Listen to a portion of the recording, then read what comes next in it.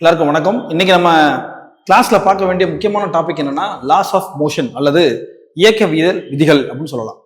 இதுல என்சிஆர்டி புக்ஸ்ல, அதாவது NEET and ஜேஇக்கு ஏற்ற மாதிரி என்சிஆர்டி புக்ஸ்ல என்ன ஆர்டர்ல இந்த கான்செப்ட்ஸ்லாம் கொடுத்துருக்காங்க, ஒரு தொடர்ச்சியா வரும். ஃபர்ஸ்ட் அரிஸ்டாட்டிலோட விதிகள் பத்தி பார்க்கணும்.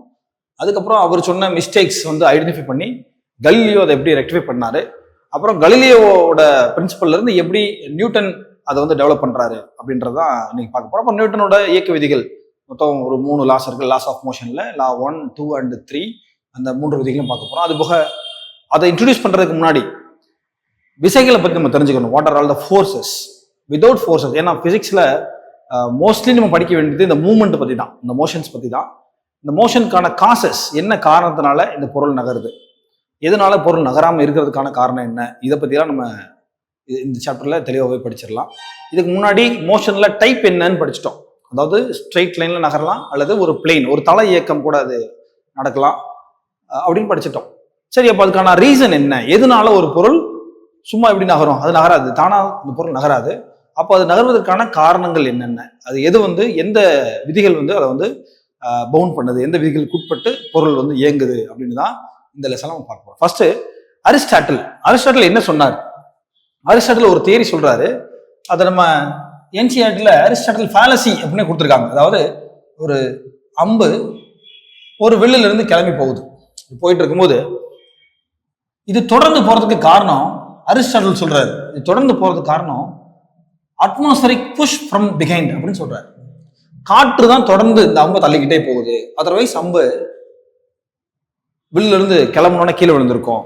ஸோ இப்போ என்ன சொல்ல வராங்க, arrow is continuously moving only because the air is pushing from behind அப்படின்னு சொல்றாங்க.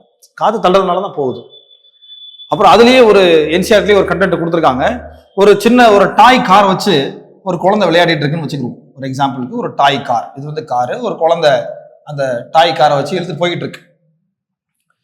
இந்த குழந்தை ஏன் அதை தொடர்ந்து இழுத்துட்டு போகுது அப்படின்னா, இது இந்த டாய் காரை இழுக்கிறத நிறுத்தின உடனே அந்த காரு கொஞ்ச நேரத்தில் நின்றும்.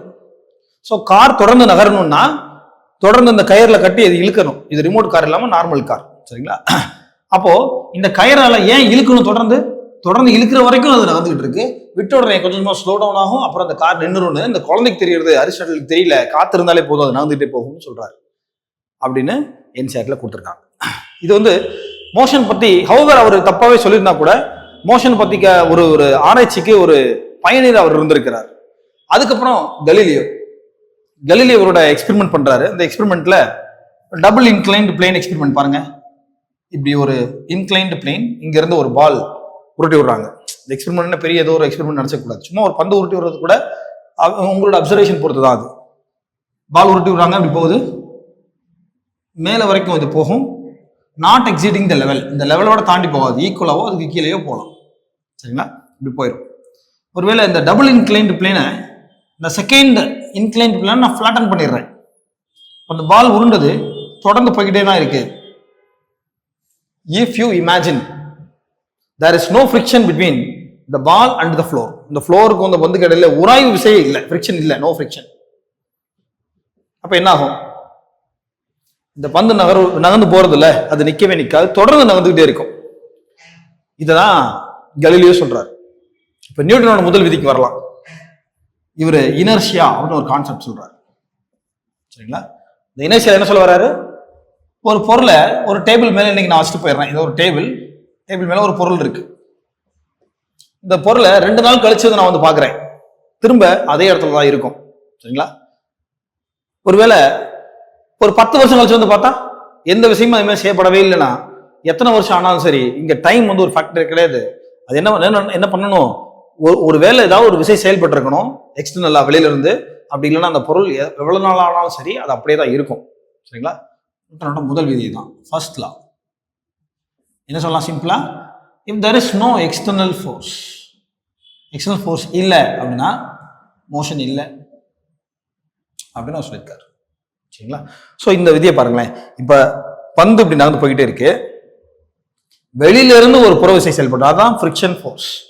இது செயல்படலைன்னா தொடர்ந்து அது இயக்கத்திலே இருக்கும். இது சொல்றது நிலையா இருக்கிற பொருள் நிலையாவே இருக்கும். இதை கம்பைன் பண்ணிடலாமா? ஒரு பொருள் ரெஸ்ட்ல இருக்கு, ஓய்வு நிலையில இருக்கு, அது அப்படியே தான் இருக்கும். ஒருவேளை அது மூவ்மெண்ட்ல இருக்கு, இன் மோஷன், இன் அ ஸ்ட்ரைட் லைன், அதுவும் அப்படியே தான் இருக்கும். இது என்ன சொல்றாங்க? இது ரிமைன் சேம்.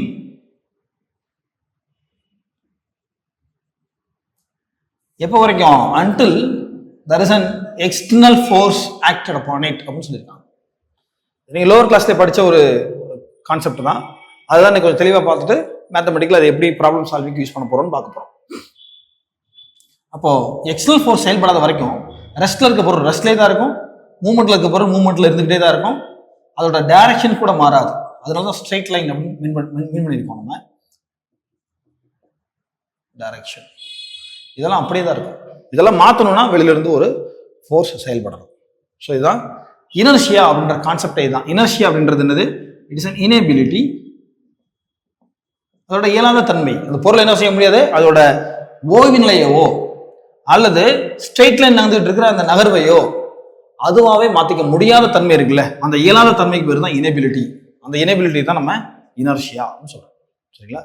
ஸோ நியூட்டனோட முதல் விதி தான். as long as there is a, அந்த ஸ்டேட்மெண்ட் பாருங்க எப்படி சொல்றாங்க, as long as there is no external force, external force இல்லை அப்படின்னா என்ன நடக்காது? அதோட ரெஸ்ட்ல சேஞ்சஸ் இருக்காது. அதாவது ரெஸ்ட்ல இருக்கிறது மூவ்மெண்ட்டுக்கு போகாது, மூவ்மெண்ட்ல இருக்கிறது ரெஸ்ட்டுக்கு அதுவாகவே வராது. ஸ்ட்ரைட் லைன்ல மோஷன்ல இருந்துட்டு இருக்க பொருள் அதுவாகவே அதோட டைரக்ஷனை மாத்திக்கிற முடியாது. சரிங்களா? இது அந்த பொருளோட இனேபிலிட்டியை பற்றி சொல்லுது. இதுதான் லா நம்பர் 1, நியூட்டனோட ஃபர்ஸ்ட் லா. சொல்லிட்டோம். அப்போ இதை நீங்க புரிஞ்சுக்கிறதுக்கு என்ன வேணும் உங்களுக்கு?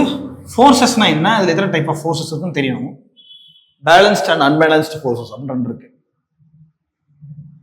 அன்பேலன்ஸ்டு ஃபோர்ஸ் தான் மூவ்மெண்ட்டுக்கு காரணமா இருக்கு. இப்போ ஒரு பொருள் இருக்கு, இந்த பொருள் மேல ரெண்டு சைட்லையும் இந்த பக்கம் ஒரு 5 நியூட்டன் ஃபோர்ஸ் கொடுக்குறோம், இந்த பக்கமும் ஒரு 5 நியூட்டன் ஃபோர்ஸ் தான் கொடுக்குறோம். இந்த பொருள் எங்கேயுமே நகராது. ஏன்னா இதோட டைரக்ஷன் ஆப்போசிட் டைரக்ஷன்ல இருக்கு, பட் இதோட மேக்னிடியூட் ரெண்டுமே 5 தான் இருக்கு. அதனால each forces cancel each other. சரிங்களா? இந்த ஃபோர்ஸ் இந்த ஃபோர்ஸை கேன்சல் பண்ணிடுது. அதனால நெட் மூவ்மெண்ட் 0வா தான் இருக்கும், மூவ்மெண்ட் இருக்காது. சரிங்களா? ஒருவேளை if there is a multiple forces 5, 10, 8 நம்மளா ஏதாவது ஒரு நம்பர் கொடுத்துக்கலாம். இப்போ இந்த ஃபோர்ஸை விட இந்த ரெண்டு ஃபோர்ஸும் ஜாஸ்தி இருக்கு.